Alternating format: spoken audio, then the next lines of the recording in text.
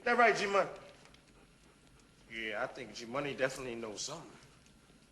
Yeah, G-Money knows something. You fucked up. You fucked up big time. You're incapable of running this shit. Sit your $5 ass down before I make change.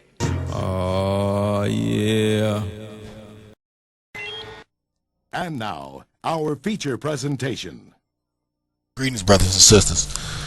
Today, we're going to go into the topic of common ground as it relates to unity.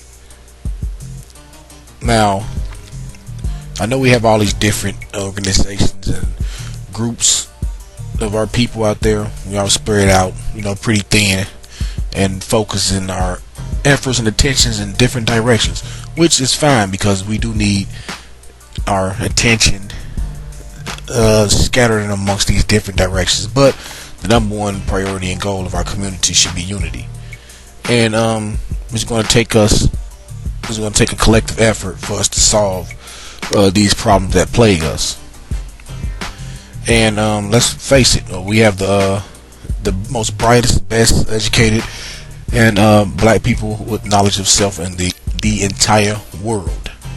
I mean, we account for anywhere between $750 billion to $1 trillion that goes through the hands of our people alone every single year. So we're not a poor people, we're just poorly organized. So it's the whole thing about what agenda or issues that we have to have at the forefront of this liberation movement for our people. I mean, sure, we still have poor and poverty black people because our individuals who are largely in charge are poor-minded individuals. And a lot of these so-called haters of religion, or the bloodsuckers of the poor, which I like to call them, like to call out people religion, but religion is a basic staple, has always been a staple of the black community, and even those who like to say the African spirituality, this and that, that's a form of religion. But how on one hand can you say that the black man is, and woman is the mother and father of civilization and created everything, but at the same time try to say that the white man created Islam or religion? I mean, it doesn't make sense. So therefore we have to find common ground. We have to have a common thread that binds us together to close the gap, so to speak. So this is basically a calling out to all these fake Islamic brothers out there, the fake RBGs, fake Jews, the fake Jesus juice drinkings, the fake Christians, the fake Kemetic people, the fake black people. Y'all need to, the real ones need to stand up. I mean, if you're not prepared to live your mission or live for it or die for it for that same matter, then you might as well just go ahead and leave that mission alone. Because in all honesty, you just basically bloodsuckers of the poor, and you just basically, just dead useless weight. I mean, it's a lot of chicanery going on, a lot of trickery, and a lot of deception. It's just sickening. And then you got playing to these emotions that the media is sitting out here, but at the same time you say COINTELPRO, this and that and all this. I mean, but you still playing to devil's advocate with the enemy and the oppressors of our people by trying to go at these certain groups of our people. I mean, shouldn't that negative come out of nobody's mouth about no black organization out there, point blank, period. I mean, even if you don't agree with them, I mean, we got bigger fish to fry. Sometimes in life, you got to take the high road. I mean, as long as any of these groups that I named, the Hebrew Israelites, the Moors, the RBGs, the New Black Panther Party, of course, the NOI, FOI, 5% is God's earth, Kemetic people, the African spirituality brothers and sisters, however you get down, whatever you do. If I forgot to mention you, my apologies. As long as you is morally and correct, and you have values and a structure system and you're for the liberation of the black people, I can work with you. I can mend that fence. I can build that bridge to try to get to work with you. And I think that we all should take this approach. Again, we have the most highly educated and the best black people of the entire earth, the cream of the planet Earth. I mean, everybody can say otherwise about how we over here we don't love ourselves. I mean, for the most part, they got a case, about this. But I mean, who putting all the inventions out here? Who's doing all the innovations? Who brought the knowledge of the white man to the world? Who's waking up the black people over here in the greatest country in the last 6,000 years? America. The black man over here. We built it. We doing all the stuff. So everybody can sit here and nitpick who's copying all our style and its so-called swag. The world is us over here. So that's not even up for debate. I mean, we dealing with actual facts over here on this channel, just a little biased, and the actual facts are that the world knows it, and it's our time to shine. So we got a lot of people out here.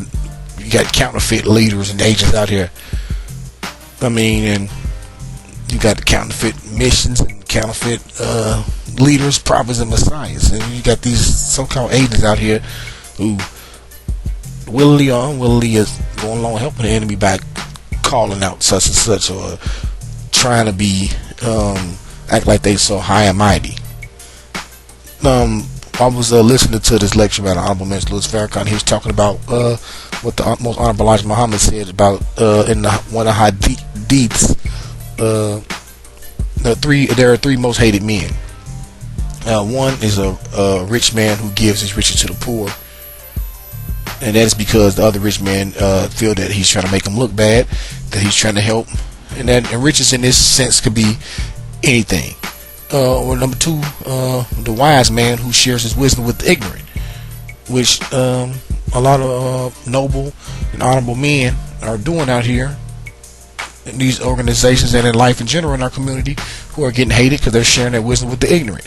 And three, a man to whom the Holy Quran was revealed. So, I mean, if you don't like that because I said the Holy Quran, so be it, or whatever. But, I mean, that goes back to the common ground. If it make you feel better, replace the book. Whatever book you want to place in that third one is the man who revealed that, who that is revealed to.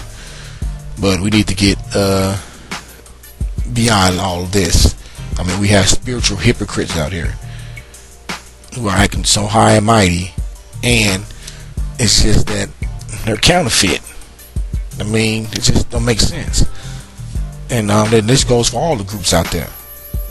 Everybody here sit here and call somebody an agent and say somebody working for the white man or this and that. I mean, this just don't make it don't make sense. And then if your theories are not bearing fruit, or you come with proof, because over here we deal with actual facts, then I mean, it's just best to keep your mouth shut, because it make you sound ignorant. I mean, that's just straight up real talk, as they say. So what we need is a paragon. And the paragon is a model of excellence or perfection of a kind, a peerless example, a paragon of virtue. Well, we need also a phenomenon to occur. I mean, because let's be honest, I mean, our community is in shambles right now, so we need a phenomenon which can be defined as an occurrence or a circumstance or a fact that is perceptible by the senses, an unusual, significant, or unaccountable fact or occurrence, a marvel. Or a phenomenon can also be a remarkable or outstanding person, a paragon. No, we've become negotiable as a people. We've negotiated our demands. We're on a negotiable road. And we've in turn made our women negotiable, who are going out and lack for a better term, are prostitutes for the world. And I'm not saying this to be disrespectful of our women, but I mean, look at the images and the way that they're carrying themselves. I mean, it's a shame. I mean, and this falls on the men, because I mean, we got to be better protectors, providers, and maintainers and teachers of our women, because I mean, everything starts with them. Who you think are teaching? Our children's first teacher out there. So if we get them in fold, then they teach a woman, you teach a nation. You get them in the fold, then in turn they'll teach the children, and then within one generation, all of these problems can be greatly improved and alleviated. So that's all I want to leave on that topic. We have to find common ground, and then the very basis of all that, and the root of that is we got to, stand up as men and stop being and encouraging these counterfeit leaders out here. These agents who are willingly or unwillingly trying to cause strife and play into the emotions of the media and all this contradiction and back talking. So on that note, I know it's been real. I know I'm just a little biased.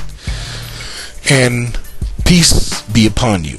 Go sit your $5 ass down before I make change.